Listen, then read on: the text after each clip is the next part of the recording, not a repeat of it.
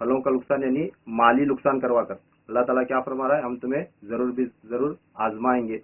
वलनब्लुवन्नकुम बिशैइम मिनल खौफ वलजू व नक्सिम मिनल अमवाल वल अनफुसी वस्समरात, खौफ देकर, भूख देकर, प्यास दिखाकर और तुम्हारे फलों का, माल का, जान का ये लुट जाने का खौफ दिखाकर हम तुम्हें जरूर आजमाएंगे। वबश्शिरिस साबिरीन, यानी जिस बंदे ने इस तमाम चीज़ों पर सब्र इख्तियार किया तो समझो अल्लाह तबारक तआला उसके साथ है, अल्लाह ताला उस बंदे के साथ है। अब अल्लाह तबारक तआला हर बंदे को ये तमाम चीज़ें देकर नहीं आजमाता, किसी को एक चीज़ देकर आजमाता है, किसी को एक चीज़ से आजमाता है। मगर अल्लाह ताला अपने जिन बंदों से काफ़ी मोहब्बत करता है उस बंदे को अल्लाह तबारक तआला हर चीज़ से आजमाता है, हर तरह से आजमाता है।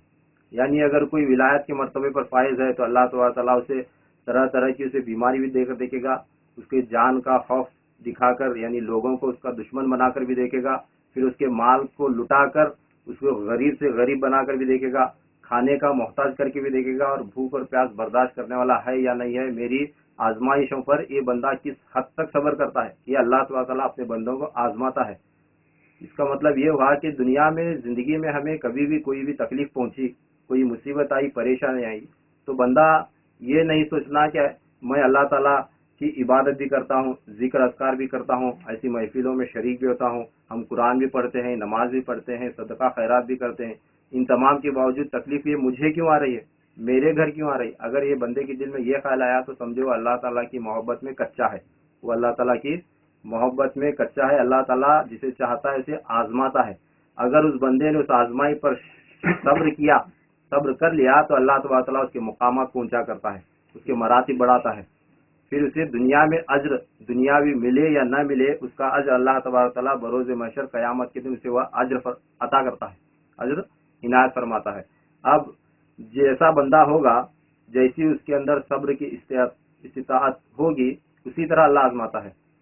अब जिन लोगों की महफिल हम सजाए हुए हैं ये आले रसूल हैं, हुजूर सल्लल्लाहु ताला अलैहि वसल्लम के बेटे हैं और नवासे हैं, सैयदना इमाम हुसैन अलैहिस्सलाम के नाम की महफिल हम कर रहे हैं।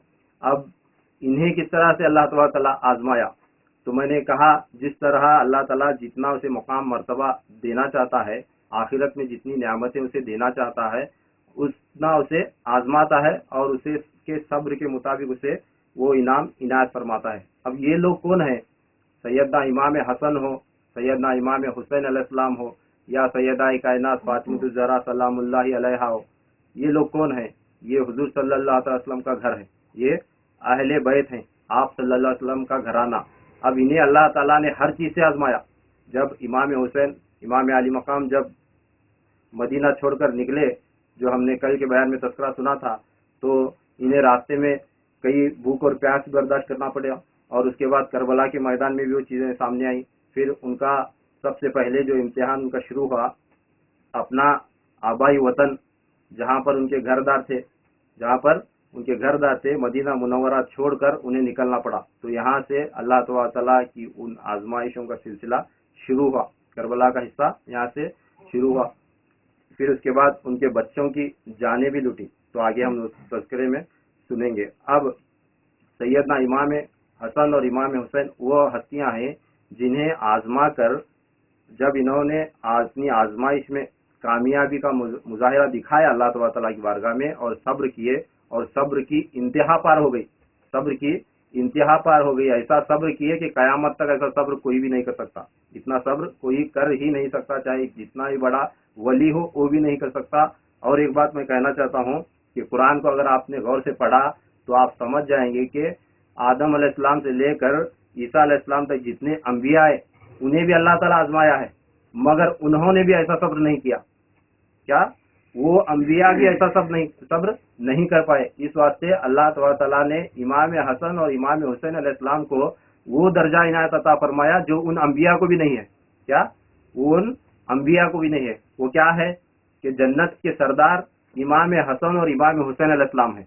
हम जिस जन्नत में जाएंगे वहाँ के सरदार कौन है, इमाम हसन और इमाम हुसैन अलैहिस्सलाम। अब जन्नत के अंदर आदम भी होंगे अलैहिस्सलाम, और इब्राहिम अलैहिस्सलाम भी होंगे, नूह अलैहिस्सलाम भी होंगे, اسماعیل علیہ السلام بھی ہوں گے، زکریا بھی ہوں گے، یحییٰ بھی ہوں گے، داؤد بھی ہوں گے، ہود بھی ہوں گے، موسیٰ بھی ہوں گے، عیسیٰ علیہ السلام بھی ہوں گے. تب جنت کے اندر اگر آپ نے کسی نبی کو پوچھا کہ اے ابراہیم علیہ السلام، اے عیسیٰ علیہ السلام، آپ بھی جنت میں ہیں، ہم بھی جنت میں ہیں، ہمارے سردار تو امام حسن اور امام حسین ہے، اور آپ کے سردار کون ہے؟ اگر ہم نے پوچھ لیا تو آدم علیہ السلام کو کہنا پڑے گا کہ میرا سردار حسین ہے. کیا؟ میرا سردار حسن ہے. ہمارا سردار کون ہے؟ حسن اور حسین ہے. ہر نبی کو یہ کہنا پڑے گا. یہ انبیاء کے اوپر بھی اللہ تعالیٰ نے درجے بلند فرمائے. اس لیے سیدنا امام حسین علیہ السلام کو کہا جاتا ہے کہ امام دو جہاں. امام دو جہاں، وہ اس دنیا کے بھی امام ہیں اور وہاں کے آخرت کے بھی امام ہیں. جنت میں بھی امام کہلائیں گے، صرف دنیا میں نہیں. آج خوش نصیبی ہے ہماری کہ ہم نے امام حسین علیہ السلام کو دنیا میں ہی اپنا امام مان رکھے ہیں اور ان کی محفل سجا رہے ہیں. اب اس کے علاوہ کئی لوگ ہیں، دنیا بھری پڑی ہے لوگوں سے، یہاں نمازی بھی ہیں، حاجی بھی ہیں، ہر طرح کے لوگ ہیں، عبادت گزار ہیں، صدقہ خیرات ہر چیز کرنے والے ہیں. مگر اس کے ساتھ ساتھ امام علی مقام کے ساتھ بغض رکھنے والے بھی ہیں. امام علی مقام پر بغض رکھنے والے بھی لوگ دنیا میں موجود ہیں. اب آپ اندازہ کریں کہ تمام عبادتیں کرنے والے جب آخرت میں پہنچیں گے، جنت میں جائیں گے، تب وہ کس کو اپنا امام مانیں گے؟ تو ظاہر سی بات ہے انہیں راستہ ہی نہیں. جب تک سیدنا امام حسن اور امام حسین کو اپنا امام تسلیم نہیں کرو گے، تب تک جنت میں پورا سرخرو ہو کر ان کے سامنے پیش ہونے میں تمہیں ہچکچاہٹ تب محسوس ہوگی. اگر آپ کو اللہ تعالیٰ کے فضل و کرم سے انہیں جنت مل بھی گئی تو اب وہاں جا کر تسلیم کرنا پڑے گا کہ اے امام، جیسا کہ اللہ تعالیٰ گنہگاروں کو جہنم میں ڈالتا ہے، پھر اس کے بعد جہنم سے نکال کر جنت میں ڈالا جاتا ہے کسی نہ کسی کی شفاعت کی وجہ سے. تب ان کے جو جہنم نے ان کے جو بدن جلائے تھے اس پر تھوڑے تھوڑے داغ ان کے بدنوں پر موجود رہیں گے، حدیث پاک میں ہے. تب جنتی جب ان سے مخاطب ہوں گے تو کہیں گے کہ یہ دیکھو یہ جہنمین ہیں، یہ جہنمین ہیں، یعنی یہ پہلے جہنم میں تھے، پھر کسی کی شفاعت سے یہاں اس طرح انہیں پکارا جائے گا. تب وہ لوگ دعائیں کریں گے کہ اے اللہ، ہمیں جنت میں تو نے جگہ عطا فرمائی، مگر یہ لوگوں کا تانا ہم برداشت نہیں کر سکتے، اللہ اس کا علاج کر. تب اللہ تعالیٰ جو ہے نا ان کے وہ داغ جسم پر کے مٹھائے گا. اب اسی طرح کا معاملہ جنت کے اندر، جب آج دنیا میں امام حسن امام حسین علیہ السلام کو نہ ماننے والے یا ان کی شان میں کمی بیشی کرنے والے یا انہیں اپنے جیسا انسان کہنے والے اگر یہ جائیں گے تو انہیں وہاں جا کر شرمندہ ہونا پڑے گا. کیا؟ انہیں وہاں جا کر شرمندگی اختیار کرنی پڑے گی. اس واسطے اپنے آپ پر، اپنے نصیب پر رشک کرو کہ اللہ تعالیٰ نے ہمیں یہ توفیق عنایت فرمائی کہ ہم دنیا میں ہی اپنا انہیں سردار مانے بیٹھے ہیں. تو انشاءاللہ بروز محشر ہماری موت کے بعد ہم اسی طرح امام حسن اور امام حسین علیہ السلام کے سامنے بیٹھے ہوئے ہوں گے. جو میں نے کل کے بیان میں یا پرسوں کے بیان میں جو ہے نا وہ حدیثیں سنائی ہیں کہ کس طرح اہل بیت کو چاہنے والے ایک جگہ جنت میں ایک دسترخوان پر تمام کے تمام ملیں گے. وہ بیان یوٹیوب پر موجود ہے، وہ سن لیں آپ. اب آگے کا تذکرہ میں بیان کرتا ہوں کہ کل